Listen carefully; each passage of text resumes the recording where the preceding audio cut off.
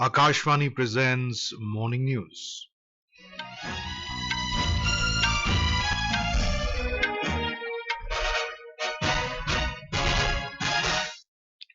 Good morning, I am Abhishek Mukhopadhyay. The headlines. Prime Minister Narendra Modi to share his thoughts in Mann Ki Baat program on Akashvani at 11 a.m. today. President appoints governors in 9 states, Gulab Chand Kataria to be the new governor of Punjab and Santosh Gangwar appointed governor of Jharkhand. Steel production in India to surpass 300 million tons by 2030 due to robust demand for government infrastructure projects. Indian men's hockey team beat New Zealand 3-2 at the Paris Olympics. Chirag Shetty and Satvik Sairaj Ranki Reddy defeat French duo in men's doubles badminton event. And in cricket, India beat host Sri Lanka by 43 runs in the first T20 international of the three-match series in Pallakele.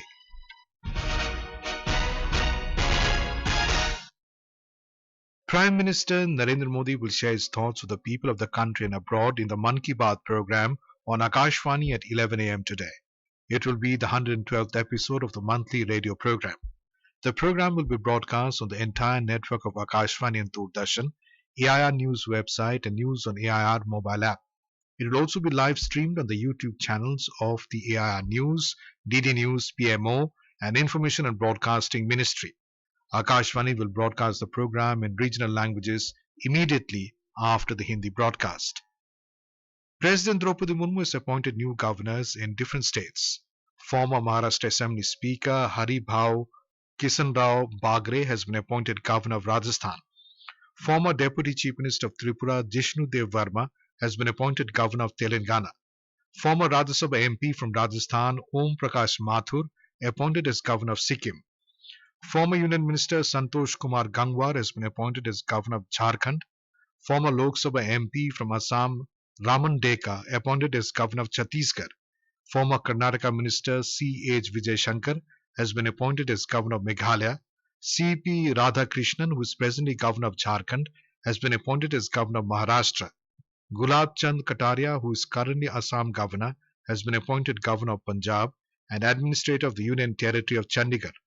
Lakshman Prasad Acharya, who is currently Sikkim governor, appointed as governor of Assam and has also been given additional charge as governor of Manipur. Former IAS officer K. Kailash Nathan has been appointed lieutenant governor of Puducherry. Prime Minister Narendra Modi has said that Viksit Bharat at 2047 is the ambition of every Indian. Addressing the 9th Governing Council meeting of Niti Aayog yesterday, Mr. Modi said the states can play an active role to achieve this aim as they are directly connected with the people. The Prime Minister said the dreams of Viksit Bharat at 2047 can be fulfilled with the combined effort of all states. He said Viksit states will make Viksit Bharat. Mr. Modi said India is a youthful country and it is a huge attraction for the entire world because of its workforce. The Prime Minister said the emphasis is on skill, research, innovation and job-based knowledge is necessary for making Viksit Bharat at 2047. Meeting of Chief Ministers and Deputy Chief Ministers of BJP-ruled states was held at the BJP headquarters in New Delhi yesterday evening. Prime Minister Narendra Modi, BJP Chief J.P. Nadda, Home Minister Amit Shah and other senior BJP leaders attended the meeting. Mr. Modi held deliberations with Chief Ministers and Deputy Chief Ministers over a host of issues.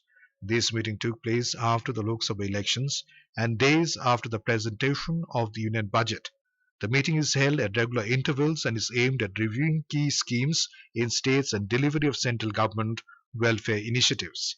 In a social media post, Mr. Modi said that he met BJP chief ministers and deputy chief ministers. He said that the party is working tirelessly to further good governance and fulfill the aspirations of the people.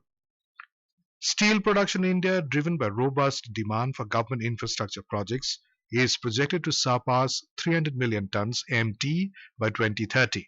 Addressing the Bharat Chamber of Commerce in New Delhi, Steel Secretary Nagendranath Sinha said current steel demand remains strong with infrastructure push from the government and expecting a growth of about 10%. Mr. Sinha further said that amid the strong GDP growth and continued emphasis on infrastructure from both government and private sectors, steel demand will continue to stay strong. The Income Tax Department has said that over 5 crore income tax returns ITRs have been filed for the current assessment year, representing an 8% increase from the previous year. In a social media post, the department said that it received over 28 lakh ITRs just yesterday. In Delhi, 3 students were killed after basement of a coaching institute in old Rajendra Nagar got flooded due to heavy rainfall. Police said some students trapped inside the basement have been rescued and 3 of them have been admitted to hospital. Police have registered a criminal case and detained 2 persons in this connection so far. Delhi government has ordered a magisterial inquiry into the incident. Students staged a protest outside the coaching institute. Delhi BJP chief Virendra Sachdeva criticized AAP government and demanded an inquiry into what he called corruption within Municipal Corporation of Delhi MCD. This is Akashvani giving you the news. For quick news updates around the clock, follow us on our X handle at AIR News Alerts. External Affairs Minister Dr. S. Jaishankar reached Tokyo this morning on a 2-day visit to Japan. Ambassador of India in Japan, C.B. George, welcomed the minister at the airport. At the invitation of his Japanese counterpart, Ms. Yoko Kamikawa, Dr. Jaishankar is visiting Japan to participate in the Quad Foreign Ministers meeting, which will be held tomorrow. During the meeting, the foreign ministers of India, Japan, US, and Australia will take forward discussions held during the last meeting in New York in September last year and exchange views on developments in the Indo-Pacific region and review progress on Quad initiatives and working groups. The ministers will discuss regional and international issues and guide future collaboration to achieve the shared vision of a free and open Indo-Pacific region by addressing contemporary priorities of the region through delivery of public goods. After reaching Tokyo, Dr. Jaishankar unveiled a bust of Mahatma Gandhi at Freedom Plaza in Edogawa. Eastern Navy Commander Vice Admiral Rajesh Pendharkar visited INS Karanj, the third submarine of the Scorpion class in the Indian Navy yesterday. In a social media post, the Indian Navy said that Mr. Pendharkar interacted with the crew on the completion of a successful deployment on the East Coast. The Eastern Navy Commander commended the crew for this spectacular performance in meeting all operational taskings of the Sunrise Command. Former US President and Republican Party's nominee for the upcoming presidential elections, Donald Trump, has pledged to turn America into the crypto capital of the planet and the Bitcoin superpower of the world if elected. Speaking at the Bitcoin 2024 conference in Nashville, the former president also promised to appoint an advisory council to frame his administration's cryptocurrency policy.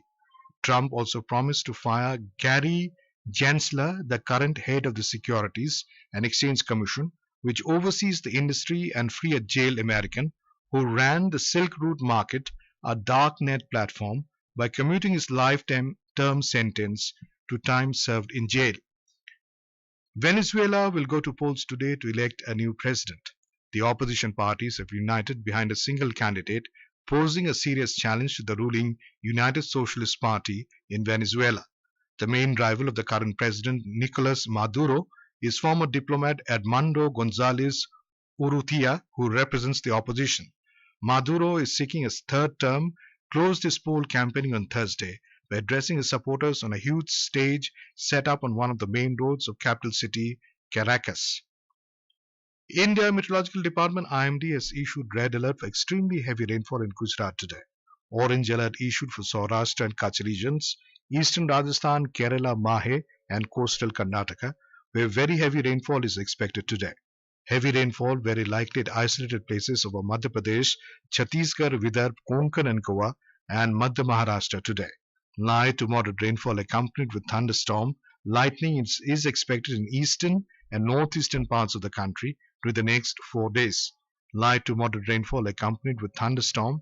Lightning is also expected in Himachal Pradesh, Uttarakhand, East Rajasthan, Jammu Kashmir, Ladakh, Gilgit, Baltistan, Muzaffarabad, Punjab, Haryana, Chandigarh, Delhi, Uttar Pradesh, West Rajasthan during the next 4 days. In the Women's Asia Cup T20 cricket, defending champions India will face host Sri Lanka in the final match of the tournament at the Rangiri Dambula International Stadium this afternoon. Harmanpreet Kaur-led Women in Blue will aim to lift the title for the 8th time. India have shown exceptional form throughout the tournament with both bat and ball. India's top order batters Smriti Mandhana and Shefali Verma are in good form who are consistently scoring with high strike rate. On the other hand, bowlers also leaving no stone unturned. Deepti Sharma is the leading wicket taker of the tournament with 9 wickets, while Renuka Singh has taken 7 wickets. India defeated host Sri Lanka by 43 runs in the first T20 international played at the Pallakele International Stadium in Sri Lanka last night. With this win, India have taken a 1-0 lead in the 3-match series. The second T20 international will be played this evening at the same venue. Playing under a new head coach Gautam Gambhir and a new skipper Surya Kumar Yadav, India got off to a winning start in the bilateral T20 series against Sri Lanka. India scored 213 for the loss of 7 wickets in the allotted 20 overs, with Surya Kumar Yadav leading from the front with a quick fire 58. In reply, Sri Lanka's top order appeared in good form until the 14th over before the Sri Lankan batting faltered again, folding for 170 runs. Surya Kumar Yadav was adjudged the player of the match for his match-winning innings. For Akashvani News, Ahmed Moin Faruqi from Pallekele.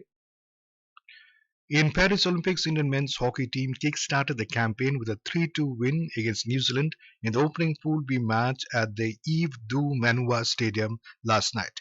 Skipper Harmanpreet Singh's penalty stroke with 1 minute remaining helped the men in blue to defeat New Zealand. India's badminton campaign also began on a high note. In doubles pair of Chirag Shetty and Satvik Sairaj, Ranki Reddy registered a comfortable win in the first group stage match.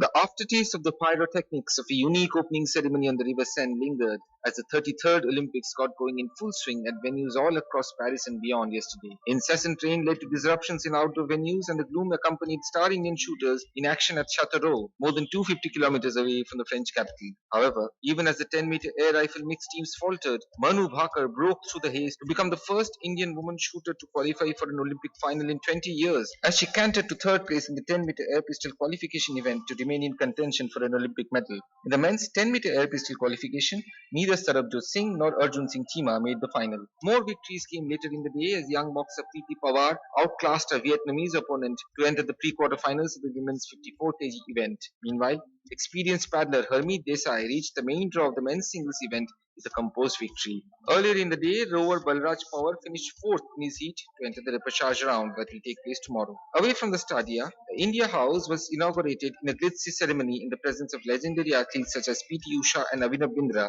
as well as FIFA President Gianni Infantino. The India House, a collaboration between the Indian Olympic Association and the non-profit Reliance Foundation, will showcase the country's culture over the next fortnight at Paris. Today, India will be gunning for their first medals of Paris 2024 in shooting and archery. Athletes from the nation will also be in action in sports ranging from badminton to table tennis, boxing to swimming. This is Shaurya Chaudhary reporting for Akashvani. And now for a look at today's newspapers, it's over to Saira Mujtaba. Thank you, Abhishek. The statesman quoting Prime Minister Modi says, set tangible goals for Viksit Bharat at 2047, while the Asian Age quotes him as saying, collective effort is must for zero poverty, Viksit Bharat. Arunachal Rajasthan will give Agniveer quota, informs Hindustan Times. Prime Minister may visit Ukraine first time since war on August 23rd, speculates The Hindu. Referring to the ASEAN meet, the Sunday Tribune quotes External Affairs Minister as saying, Code of conduct for South China Sea critical for peace. And finally, in football, Real Madrid unveiled Brazilian sensation Endrick. The statesman reports he will be wearing a jersey printed with his name and number 16. And with that, it's back to you, Abhishek. Thank you, Saira. And now, before we end the bulletin, the headlines once again. Prime Minister Narendra Modi to share his thoughts in Mann Ki Baat program on Akashvani at 11 a.m. today. President appoints governors in 9 states, Gulab Chand Kataria to be the new governor of Punjab and Santosh Gangwar appointed governor of Jharkhand. Steel production in India to surpass 300 million tons by 2030 due to robust demand for government infrastructure projects. Indian men's hockey team beat New Zealand 3-2 at the Paris Olympics. Chirag Shetty and Satvik Sairaj Ranki Reddy defeat French duo in the men's doubles badminton event. And in cricket, India beat host Sri Lanka by 43 runs in the first T20 international of the 3-match series in Pallakele. And with that, we end the morning news. Have a nice day.